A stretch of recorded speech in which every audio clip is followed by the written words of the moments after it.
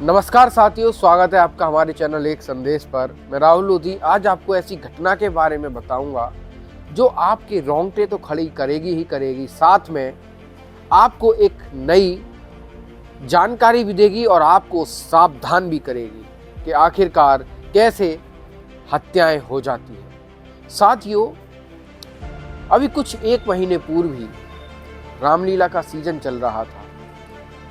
घटना है बुलंदशहर के डिवाई विधानसभा क्षेत्र की। रामलीला का माहौल था, सभी लोग आवागमन चल रही थी। कोई रामलीला देख के जा रहा है तो कोई रामलीला देखकर आ रहा है। उसी प्रकार उसी प्रयोजन में सब कुछ ठीक चल रहा था। एक दिन अगली सुबह एक खबर निकल कर आती है पूरी डिवाई, जिससे सनसनी में खो जाती है। पूरी डिवाई चकित रह जाती है। डिवाई से ही कुछ दूरी पर रावण की पटपरी है, जहां रावण जलाया जाता है, कि हम डिवाई ब्लॉक के नाम से जानते हैं। वहां बहुत जंगल ही जंगल है और उसी जंगल में जब लोगों को पता चला कि एक व्यक्ति की लाश पड़ी हुई है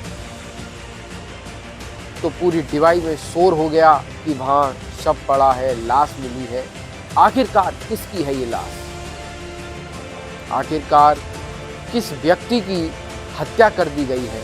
अभी इस पर संदेह बना हुआ है। पुलिस आती है, फॉरेंसिक टीम आती है, फॉरेंसिक जांच करती है और बहुत सारे कारणों का पता लगाती है, लेकिन लगभग 2 दिन तक उसका कोई सुराग नहीं मिलता है। पत्नी आती है, जो व्यक्ति था वो पुरुष था और पुरुष जो था उसकी पत्नी पास के ही ग्राम नगला खेड़ा की थी। वो आती है, वो रोती है, रोना पीटना शुरू हो जाता है और उसके बाद जब पुलिस छानबीन करती है तो उस केस की गुत्थी सुलझना प्रारंभ हो जाती है। उस केस की गुत्थी सुलझना प्रारंभ होती है तो बाद में पता चलता है कि आखिर पूरी जांच की। जब लाश मिलती है, लाश का पोस्टमार्टम होता है तो साफ साफ उसमें दिखाई देता है कि ये मर्डर है। ये कोई आत्महत्या नहीं है, ये एक हत्या है। और वो हत्या किस प्रकार की है, आगे जब आप देखेंगे कि कैसे कोई किसी पर विश्वास करे, आखिर कैसे कोई अपने पर विश्वास करे, इस बात को उजागर पुलिस ने किया। जब पुलिस छानबीन करती है तो पत्नी से पूछताछ करती है। पत्नी सन्न आ जाती है। जिस प्रकार से रावण की पटपरी पर वो रो रही थी, लाश मिलने पर रो रही थी, जब पूछताछ करती है पुलिस पत्नी से तो पत्नी पर सवाल नहीं बनते, जवाब नहीं बनते। पुलिस के सवालों का जवाब ठीक से नहीं दे पाती है। सुनने में ये भी आता है कि जब रामलीला चल रही थी तो पति पत्नी दोनों ही रामलीला देखने के लिए जाते हैं और उसके बाद दोनों ही गायब हो जाते हैं। गायब होने के बाद एक और तथ्य निकल कर आता है, कि सबूत निकल कर आता है कि उनके छोटे छोटे शायद 3 बच्चे भी थे। एक बड़ा बच्चा बता देता है कि मम्मी पापा को ले गई थी, हमसे कह रही थी तुम घर जाओ। ये सारी बातें निकल कर आती हैं, पुलिस साक्ष्य इकट्ठे करती है और बाद में जब पता चलता है कि जो पत्नी लाश के सामने फूट फूट कर रो रही थी वही उसकी हत्यारी निकली। अब हत्यारी क्यों निकली, इसका भी एक कारण था। जो पति था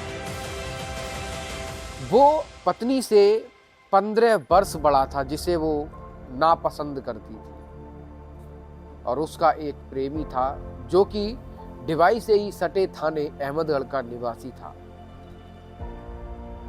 साथियों, कहानी प्रेमी प्रेमिका के इर्द गिर्द घूम रही है और जब रामलीला चल रही है, वो रामलीला से बाहर जा रहे हैं, घूमने निकले हैं, लेकिन पत्नी के अंदर दिमाग में एक साजिश घूमती है और साजिश उसकी हत्या की।